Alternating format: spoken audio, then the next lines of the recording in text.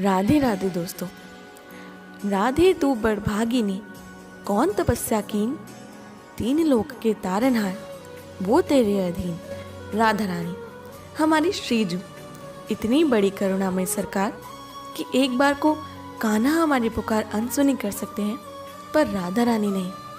राधा रानी के बारे में काफ़ी बड़े स्तर पर ये तथ्य प्रचलित है कि असल में वो एक काल्पनिक किरदार थी, वास्तव में कोई राधा रानी थी ही नहीं। ये बातें हम सभी भक्तों के लिए स्वीकारनी लगभग असंभव हो जाती हैं, किंतु अपने ईश्वर से जुड़ी शंकाओं के निवारण का अधिकार हर भक्त का है।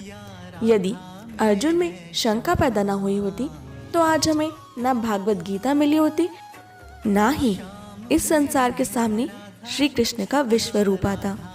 इसलिए आज की इस वीडियो में हम सभी निष्पक्ष होकर पहले उन तथ्यों के बारे में जानेंगे जिनके अनुसार राधा जी काल्पनिक है, और फिर उन तथ्यों पर नजर डालेंगे जिनके अनुसार हमारी किशोरी जी असली थी।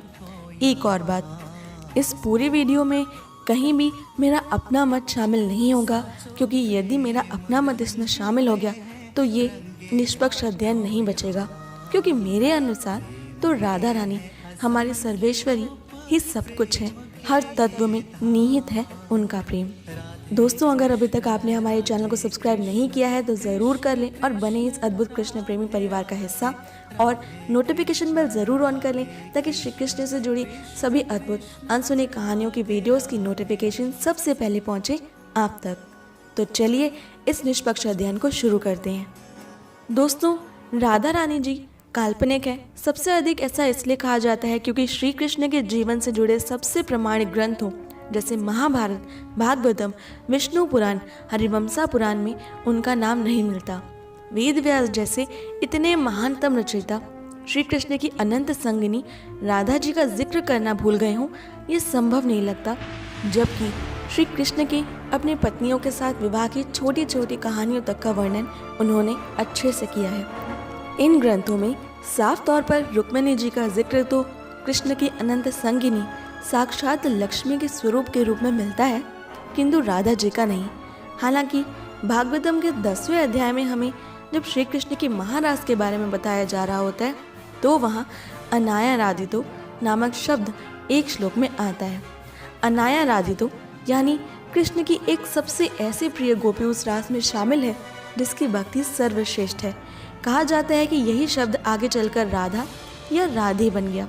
हालांकि ऐसा भी कहा जाता है कि सुखदेव जी ने अप्रत्यक्ष यानी कि हिडन तरीके से राधा जी का इसमें वर्णन किया है, क्योंकि राधा जी का नाम लेते ही या उन्हें स्मरण करते ही राधा जी की अनंत महिमा के कारण उन्हें बेहोशी हो जाती थी। हालांकि माइथोलॉजियंस इस कथा से इतने सहमत नहीं है। भागवत गीता में भी राधा जी का नाम कहीं नहीं है, जबकि अर्जुन पूरी भागवत गीता के दौरान कई बार श्री कृष्ण को माधव पुकारते हैं। माधव यानी लक्ष्मी अर्थात साक्षात रुक्मिणी जी के पति। कृष्ण वृंदावन में केवल 11 साल और 6 महीने रहे, और गोपियाँ जो उनसे आयु में काफ़ी बड़ी थी उन्हें अद्भुत बालक के रूप में प्रेम करती थी, ऐसा भी इतिहासकार मत देते हैं। एक और हैरान कर देने वाली बात जो पुरातत्व वेताओं की तरफ से पता चलती है वो ये है कि 13वीं सदी से पहले पूरे भारत में कहीं भी राधा कृष्ण के मंदिर के कोई अवशेष नहीं मिलते। इतिहासकारों को केवल ऐसे ही मंदिर प्राप्त हुए जिनमें या तो कृष्ण अकेले खड़े थे या रुक्मिणी जी और सत्यभामा जी के साथ। जब भारत में भक्ति आंदोलन 12वीं और 13वीं सदी के दौरान अपने चरम पर था, तब पहली बार राधा जी का वर्णन 12वीं सदी में लिखे गए ब्रह्म वैवर्त पुराण में मिलता है। 13वीं सदी में जयदेव ने गीत गोविंदम की रचना की, जिसमें श्री कृष्ण की परम प्रेमिका के रूप में राधा जी की कल्पना की गई। इसके अलावा माइथोलॉजियंस के अनुसार भक्ति आंदोलन के दौरान उत्तर भारत में वैष्णववाद को फैलाने के लिए अनेक नए ग्रंथों और देवी देवताओं की रचना की गई, पर राधा जी उन्हीं में से एक थी।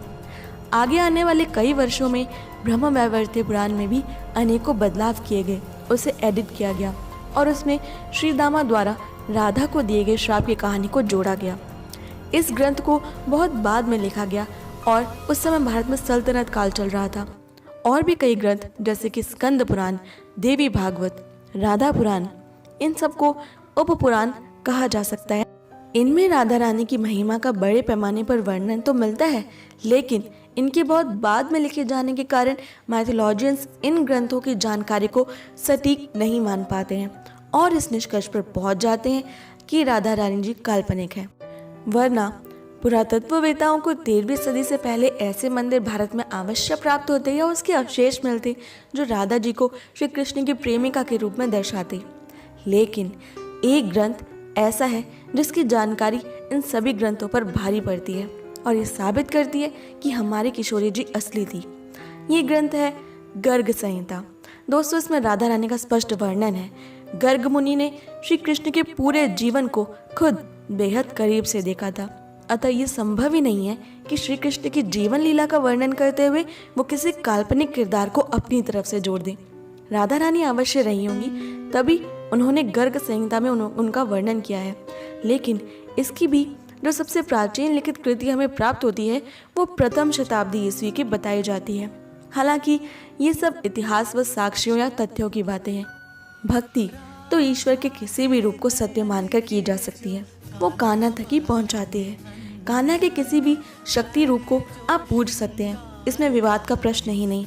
और हम जैसे भक्तों ने जब राधा रानी जी के श्री चरणों को अपने दिल में बसाया है तो ये विवाद अपने आप ही निरर्थक हो जाते हैं। दोस्तों, मुझे